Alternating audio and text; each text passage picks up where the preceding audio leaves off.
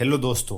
पैसों को इन्वेस्ट करने की अहमियत के बारे में तो सभी जानते हैं और आजकल इन्वेस्ट करने के कई सारे तरीके मौजूद है। लेकिन जब स्टॉक मार्केट में इन्वेस्ट करने की बात आती है तो हमारे दिमाग में डर और कंफ्यूजन पैदा होता है कि आखिर ये स्टॉक मार्केट होता क्या है, इसमें कैसे इन्वेस्ट करते हैं, पैसे डूब जाएंगे तो क्या होगा, इसमें बहुत रिस्क है। पर दोस्तों, रिस्क तो हर जगह है। रिस्क तो गाड़ी चलाने में भी है, पर आप अच्छे से गाड़ी चलाना जानते हो तो एक्सीडेंट का खतरा कम हो जाता है। ठीक उसी तरह स्टॉक मार्केट में रिस्क है और आप इस रिस्क से बच नहीं सकते। पर अगर आपको इसकी अच्छी नॉलेज है तो इस रिस्क को काफी हद तक कम कर सकते हैं। इसके अलावा बहुत से लोगों का मानना है कि स्टॉक मार्केट तो जुआ है। हाँ, अगर आप बिना सोचे इसमें इन्वेस्ट किए जा रहे हैं तो ये आपके लिए जुआ ही है। आपको ये समझना होगा कि रिस्क में और कैलकुलेटेड रिस्क में फर्क होता है। आपको शेयर मार्केट में कैलकुलेटेड रिस्क लेना होगा। कैलकुलेटेड रिस्क कैसे लेते हैं, चलिए देखते हैं। सबसे पहले आप ये देखो कि आप कितना रिस्क ले सकते हो। अगर आप यंग हो तो आप ज्यादा रिस्क ले सकते हो, लेकिन अगर आप 60 साल के हो तो आपको कम रिस्क लेना होगा। साथ ही आपको ये देखना होगा कि जो रिस्क आप ले रहे हो उस पर आपको कितना फायदा मिल सकता है। अगर आपको फायदा सिर्फ 5 रुपए का हो सकता है और आपको 10 रुपए के नुकसान होने के चांसेस हैं तो इस तरह के इन्वेस्टमेंट से आपको बचना चाहिए। तो सबसे पहले हम स्टॉक मार्केट के बेसिक क्लियर कर लेते हैं ताकि बाद में कोई कंफ्यूजन ना रहे। हर कंपनी को ग्रो करने के लिए पैसे चाहिए होते हैं। कंपनी के मालिक के पास अगर पैसे हैं तो वो पहले खुद के पैसे लगा सकता है। कुछ अमीर लोगों से वो इन्वेस्ट भी करवा सकता है या फिर आईपीओ के जरिए पैसा ले सकता है। जो शेयर हम खरीदते हैं उससे कंपनी को पैसा जाता है। आईपीओ यानी इनिशियल पब्लिक ऑफर। फिर हम सब इन शेयर्स को आईपीओ के जरिए खरीदते हैं और इस कंपनी के हिस्सेदार बन जाते हैं और कंपनी को भी ग्रो करने के लिए पैसे मिल जाते हैं। मान लेते हैं कि एक कंपनी की कीमत 10 करोड़ रुपए है और उसने अपने 10 लाख शेयर इशू किए तो उसके शेयर की कीमत 100 रुपए होगी। और अगर आपने उसके 100 शेयर खरीद लिए तो आप उस कंपनी के हिस्सेदार बन जाओगे। आपका उस कंपनी में 10,000 रुपए का हिस्सा है। इस हिस्से को शेयर कहते हैं और आप उस कंपनी के शेयर होल्डर बन चुके हैं। जिसके बाद वो कंपनी अगर फ्यूचर में ग्रो करती है और 20 करोड़ की हो जाती है तो उसके शेयर की कीमत 200 रुपए हो जाएगी। आपके इन्वेस्ट करे हुए 10,000 अब बढ़कर 20,000 रुपए हो जाएंगे। वैसे अगर कंपनी लॉस में जाती है और 8 करोड़ की हो जाती है तो आपके शेयर की कीमत 80 रुपए हो जाएगी। आप जब चाहे अपने पैसे निकाल सकते हैं। आपको लगता है कि ये कंपनी फ्यूचर में ग्रो नहीं कर पाएगी तो आप उस कंपनी से अपने सारे पैसे निकाल सकते हैं।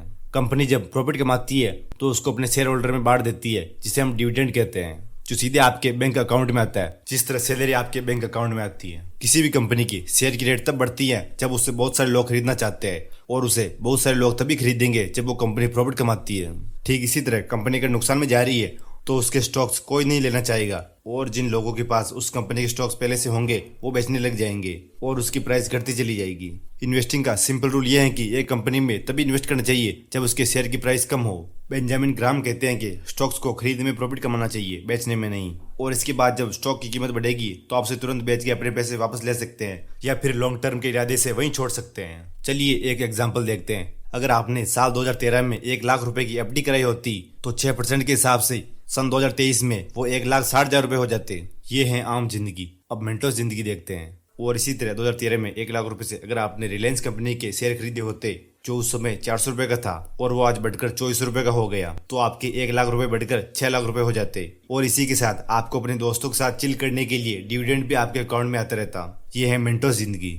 लेकिन सारी कंपनियां रिलायंस और इन्फोसिस की तरह नहीं होती। कुछ कंपनियां फेल भी हो जाती हैं। इसीलिए आपको स्टॉक मार्केट की नॉलेज होना जरूरी है, जो कि मैं आप सभी के साथ शेयर कर ही रहा हूँ। इंडिया में 2 स्टॉक मार्केट हैं, बॉम्बे स्टॉक एक्सचेंज और national stock exchange. National stock exchange बहुत बड़ा है। आप इन दोनों में से किसी में भी अपना पैसा इन्वेस्ट कर सकते हैं। इसमें इन्वेस्ट करने के लिए आपको एक डीमैट अकाउंट की जरूरत पड़ती है, जिसका लिंक मैंने डिस्क्रिप्शन में दे रखा है। वहां से आप अपना डीमैट अकाउंट खोल सकते हैं।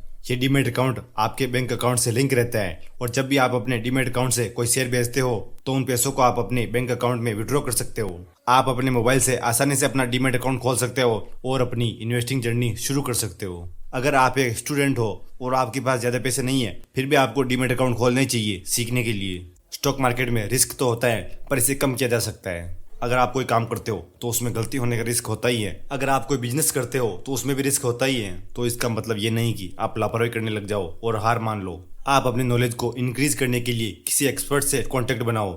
किसी एक्सपर्ट की बात पर सिर्फ इसलिए भरोसा मत करो कि वो एक्सपर्ट है। आप खुद भी इस बारे में जानकारी इकट्ठी करते रहो।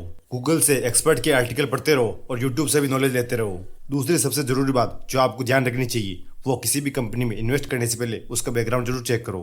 ये देखो कि पिछले कुछ सालों में उन्होंने कितना प्रॉफिट कमाया और अपने शेयर होल्डर को कितना डिविडेंड दिया, उसके फाउंडर कैसे हैं, उसका मैनेजमेंट कैसा है। आप कंपनी के हर पहलू को अच्छे से परखने के बाद फिर ये फैसला कीजिए कि इस कंपनी में इन्वेस्ट करना चाहिए या नहीं। फिर ये देखिए कि इस कंपनी के फ्यूचर में ग्रो करने के कितने चांसेस हैं। आजकल इलेक्ट्रिक वाहन काफी चलन में है और इनकी फ्यूचर में भी डिमांड रहने वाली है। इसीलिए आप इलेक्ट्रिक वाहन बनाने वाली हीरो मोटोकॉर्प और टाटा में इन्वेस्ट कर सकते हैं। अगर आपको वाकई एक दिन विजय केडिया और राकेश झुनझुनवाला की तरह बड़ा इन्वेस्टर बनना है और शेयर मार्केट को करियर की तरह चुनना है तो ये जरूरी है कि आप इसमें एक्सपर्ट बने। स्टॉक मार्केट का कॉन्सेप्ट सिर्फ इस वीडियो में खत्म नहीं होता, ये बहुत बड़ा सब्जेक्ट है। इसके बारे में नॉलेज इंक्रीज करते रहिए। Thank you.